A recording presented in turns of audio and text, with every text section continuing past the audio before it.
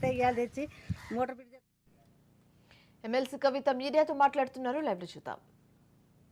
ఊడగొట్టలేరు అంత ధైర్యం ఎవరికి లేదు. ఎందుకంటే మనం కొట్లాడి ఉన్నాం.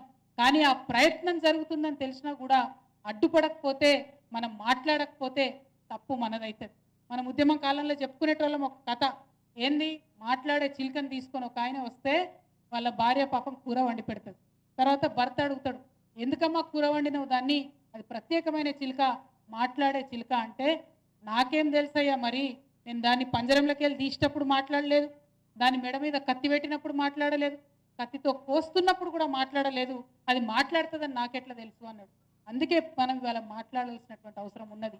ఖచ్చితంగా మన ఉనికికి, మన సంస్కృతి పైన దాడి జరుగుతున్నదంటే మనం మాట్లాడకపోతే తప్పు మనదైతుంది. చరిత్ర మనల్ని కూడా క్షమించదు. చరిత్ర నిర్మాణంలో మనం ఉన్నాం. కేసీఆర్ గారి నాయకత్వంలో జరిగినటువంటి తెలంగాణ పునర్నిర్మాణంలో కూడా మనం ఉన్నాం. ఆ రేవంత్ రెడ్డి గారు ఎండ్లో కూడా లేరు. పునర్నిర్మాణం జరిగేటటువంటి దశలో ప్రభుత్వాన్ని అస్థిరపరిచే కుట్ర చేసింది. ఉద్యమం జరుగుతున్నటువంటి దశలో ఉద్యమకారుల మీద గన్ను ఎక్కిపెట్టినటువంటి వ్యక్తి ఎక్కడా లేడు. కాబట్టి ఎక్కడనో ఒక దగ్గర మరి నా పేరు నమోదు చేసుకోవాలని చేస్తున్నటువంటి వెకిలి ప్రయత్నంగా దీన్ని మనం చూడాల్సినటువంటి అవసరం ఉంది. అయినా ఎత్తి చూపించాల్సినటువంటి అవసరం ఉంది. కాబట్టే ఇవాళ ఈ రౌండ్ టేబుల్ సమావేశం పెట్టుకున్నాం.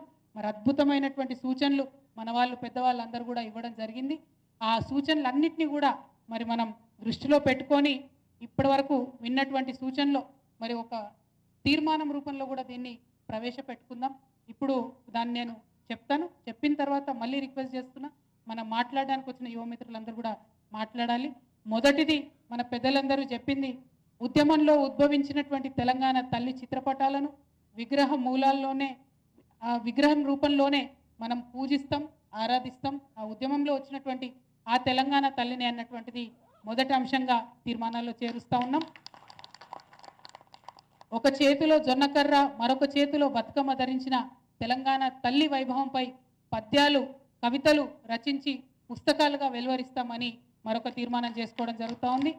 పిల్లలు వాడేటటువంటి నోట్బుక్లు మొదలుకొని రైటింగ్ ప్యాడ్స్ వరకు అన్నిటి మీద తెలంగాణ తల్లిని ముద్రించి మన పిల్లలందరికీ కూడా ఇచ్చేటటువంటి ప్రయత్నం చేద్దాం. తెలంగాణ తల్లిని, తెలంగాణ తల్లికి ఆరాధనతో కార్యక్రమాలు ప్రారంభించేటటువంటి సాంప్రదాయాన్ని ఇక ముందు కూడా కొనసాగించాలని చెప్పి అనుకుంటా ఉన్నాం. అట్లనే తెలంగాణ తల్లి విగ్రహ ప్రతిష్టాపనలు కూడా అన్ని గ్రామాల్లో, అన్ని చోట్ల కొనసాగిస్తాం. అదేవిధంగా బతుకమ్మ కేవలం అగ్రవర్ణ పండుగ అన్నటువంటి వాక్యాల్ని ఉపసంహరించుకొని తెలంగాణ జాతికి క్షమాపణ చెప్పాలని కాంగ్రెస్ పార్టీని డిమాండ్ చేస్తూ ఉన్నాం.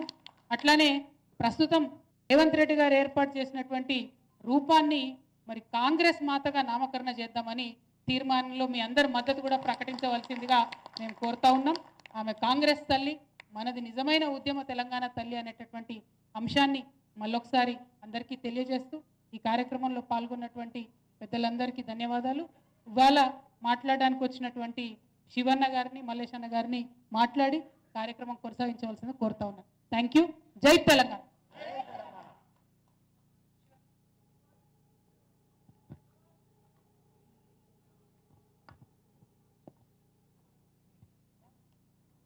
సభకు నమస్కారం. ఈనాడు తెలంగాణ అస్తిత్వంపై చర్చ